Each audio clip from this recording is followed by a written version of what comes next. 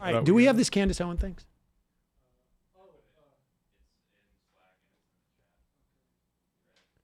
Now, where was this from, Brendan? This is...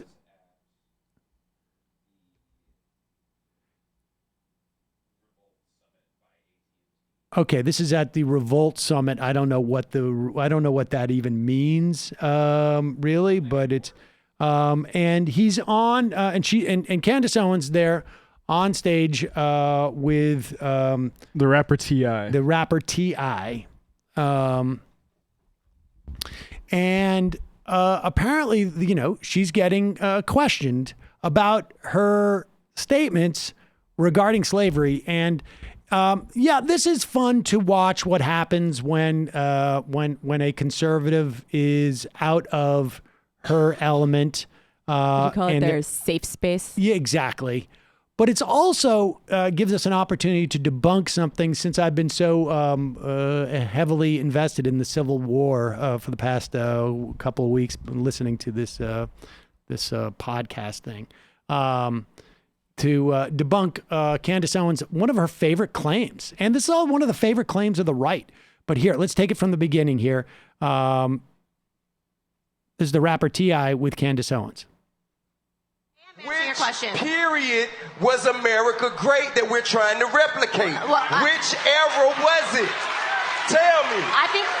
Pause it. Now we should just be clear here that he's asking, as a black person in America, which era is Donald Trump trying to replicate from the perspective of a black person that we want to replicate, as opposed to, I guess, move forward? And go into a better era. Which era was it? Tell me. I think I'll answer your question. I'm ready to answer your question. Which era was it? What? Which era was so great? Here's the thing that you guys are forgetting.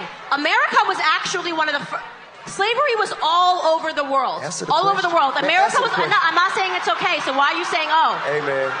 America was one of the first countries. I want to like you so bad. Because you're so smart. I want to like you so much. I want to hear you. I want to be able to hear them. I want to be able to hear them. If I can't answer the question and you're just going to boo when I say slavery was all over the world, which is a fact, why are you booing a fact? Because you're making light of... No, I'm not. You're making light of... I haven't gotten to my points. I'm not making people that look like us. You can't make light of that. That ain't nothing you breeze over. I haven't even finished the sentence. How am I making light of anything? You started with some bullshit. Okay. I think that is accurate. But had he, and I don't know what happens after that clip, but she was going on to make an argument that somehow America was uniquely progressive in getting rid of slavery. And just, I've heard conservatives say this. Now, first of all, I do not think there was, I imagine perhaps maybe when we talk about like sort of late antiquity and maybe some other eras, that you can find societies that were so driven economically by slavery. But I think America was fairly unrivaled in world history in terms of building economic might. I'm not talking just about domestic. I'm talking about like internationally.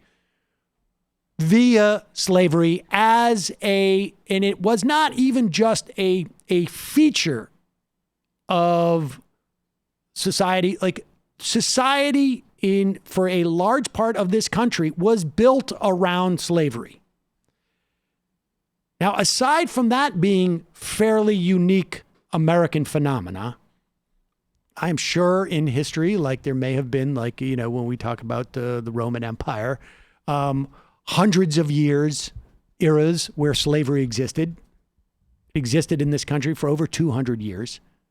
Slavery did. And it was a new kind of slavery, too.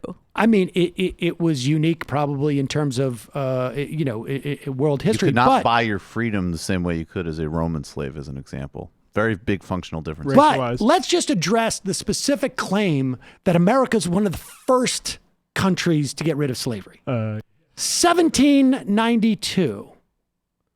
Denmark bans the import of slaves to its West Indian colonies. Now, this is the pattern for a lot of like the abolition movements.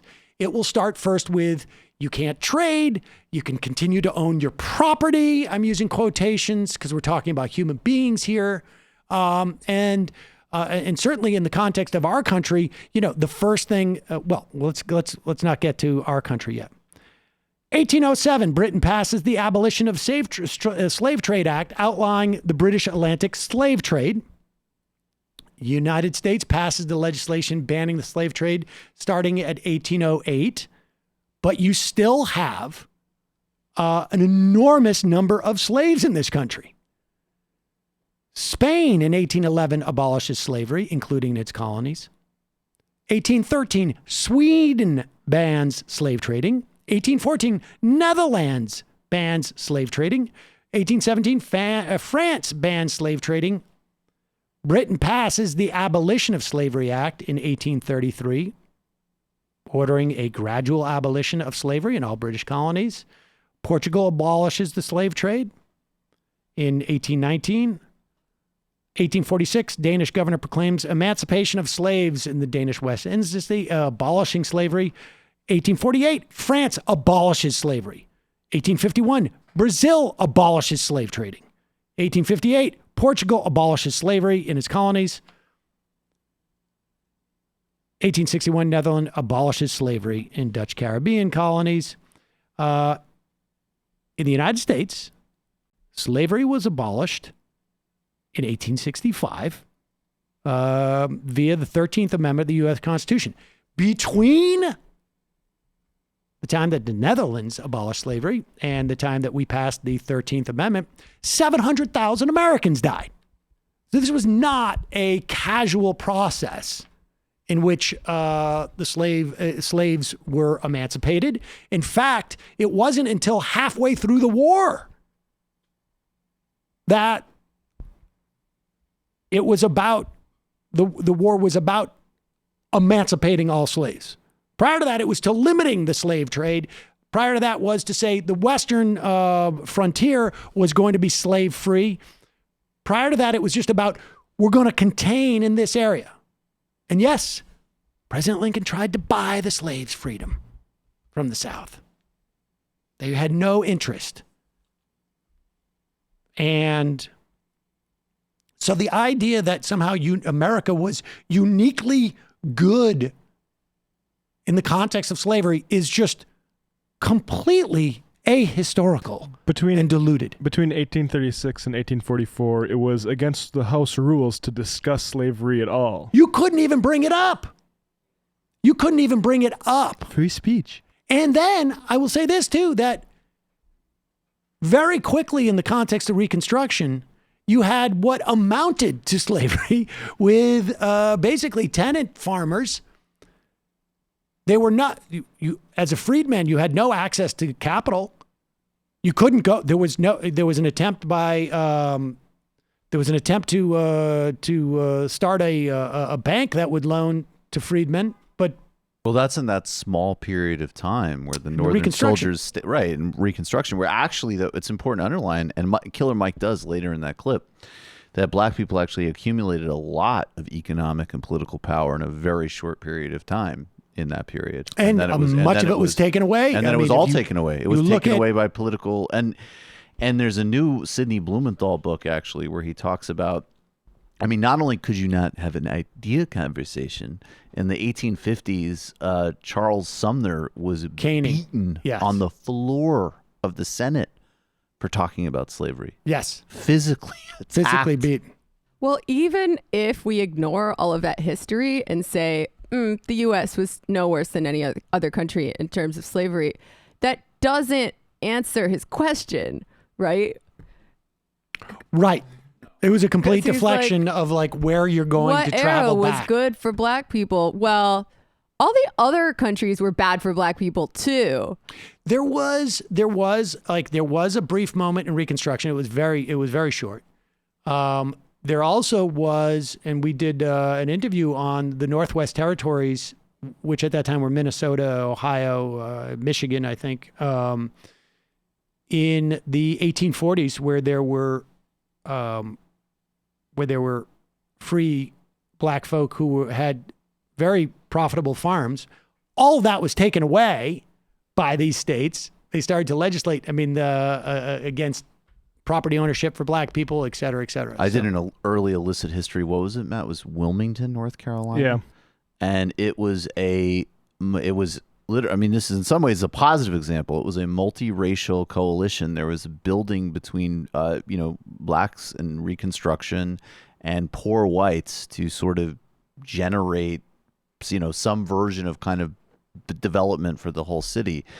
And a white terrorist Klan group, but was funded by oligarchs because they didn't like the labor protections. So it actually fits all of the modules that we talk about all the time. There's a Marxist angle, there's a white supremacy angle, there's a AstroTurf angle. And everybody knew this at the time. Like, I have this thing I discussed in the first episode of Literary Hangover, an essay by Sidney Smith, a Scottish guy, called Who Reads an American Book, basically saying, like, Americans are big on themselves now, but they haven't really produced anything. And it ends with this statement: finally, under which of the old tyrannical governments of Europe is every sixth man a slave, whom his fellow creatures may buy and sell and torture?